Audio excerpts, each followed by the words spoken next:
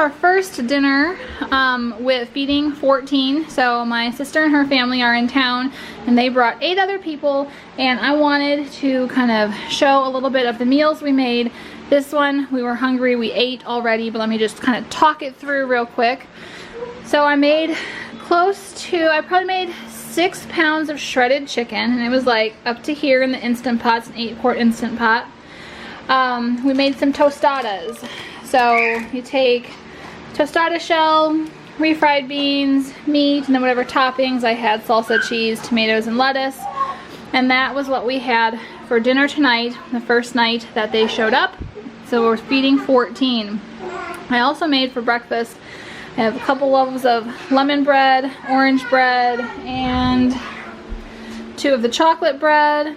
And then we also ate a whole watermelon tonight too. I mean, the watermelon, I don't even think the boys got watermelon. So yeah, but I think everyone is full, and yeah, everyone is full and they are outside playing now. I did make a pan of scotcheroos, a double batch, and those mostly got eaten. I bet they will not last the night. Breakfast today is it's called Forgotten Quiche, and I have one without onions and one with.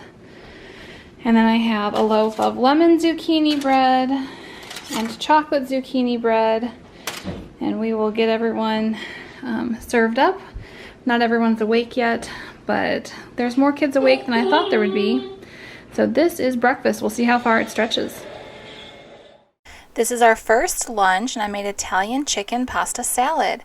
It just has garden rotini, shredded chicken, minced or chopped cucumbers, and some cherry tomatoes with a little bit of Italian dressing drizzled on it. It's delicious. So the next meal is dinner, and we grilled some brats and hot dogs, and I remembered to grab the camera as the teenage boys were getting their plates. So not all the food is gone, but it is on its way to going. So like I said, we grilled brats and hot dogs. We had a variety of chips. I did some carrot sticks with some of that ranch dill dip. We have some baked beans and watermelon, and we made a lot because we wanted possible leftovers for lunch or the next day. For dinner, we're not sure, but I wanted to make a lot. This is breakfast the next day, and we'd had some more of the lemon bread, chocolate bread, and some of the breakfast casserole. So I was really happy that I was able to get 2 meals out of those 5 loaves of bread and 2 breakfast casseroles. I think that's the orange bread on the plate there. So we had ended up with 3 loaves of bread this day. Everyone really enjoyed it, and the leftovers of the bread that I sliced for breakfast would get eaten throughout the day for snacks. I'm really glad that I made the bread ahead of time because it really made the mornings a lot easier when the kids were hungry. Our 4th of July morning was full of rain and thunderstorms. So this is our lunch. As soon as the rain cleared, we decided we would grill what we were going to have for dinner for lunch and then eat leftovers for dinner. So we made burgers, we grilled burgers, and then we had a whole bunch of sides. So we ended up with some grilled zucchini and some chickpea salad, some bacon corn, and some potato salad, as well as I think there was some chips around.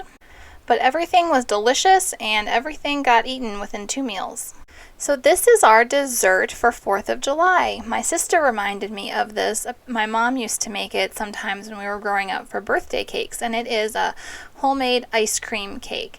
So you take ice cream sandwiches, and then this is the second layer here. So you take ice cream sandwiches, and then you put some hot fudge over the top, and then of the first layer of ice cream sandwiches, then you can put some whipped cream over that, and then sprinkle candy if you want. You don't have to put the whipped cream in the middle, but we decided to because we had a good bit of whipped cream. Then you put candy and another layer of ice cream sandwiches, and then another layer of whipped cream.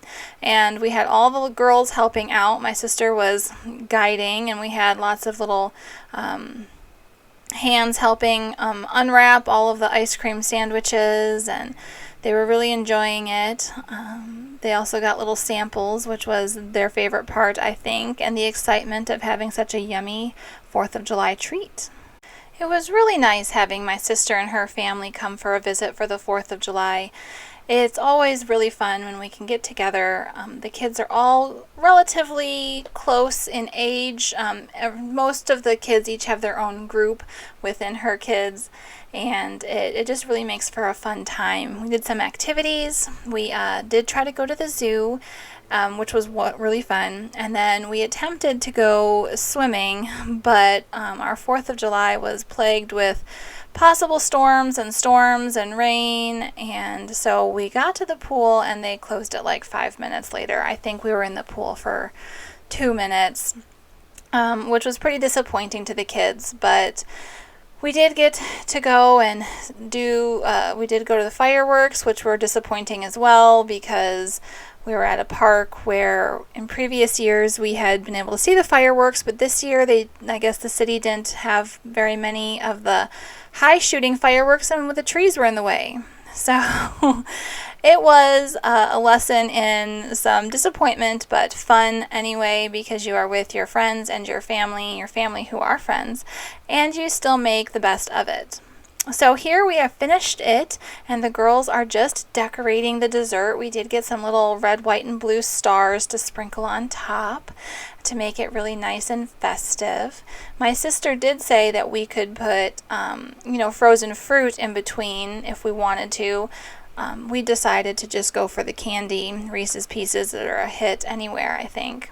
Especially in our family, because we had to kind of fight the boys off because they would keep coming in and wanting to have licks and spoons and grab some candy, and it was fun having the boys kind of hovering while the girls did this project. It's funny having older kids now because they're a lot more capable and can do things like this on their own with just minimal guidance. I feel like that our preteen daughters could have made this dessert on their own, but it was probably less messy with my sister there. So for the last breakfast, I made some breakfast sandwiches with everything bagels, a couple of fried eggs, some bacon, and some pepper jack cheese for those who want it. So it's really easy, and I really enjoy these sandwiches. You can use bacon if you have it, or sausage. We've done sausage before, and I think we've even done ham as well. So I just wanted to say thank you all for watching. Please consider subscribing if you liked this. It was really fun showing you the food that I made for my sister and her family and my family. And have a wonderful day.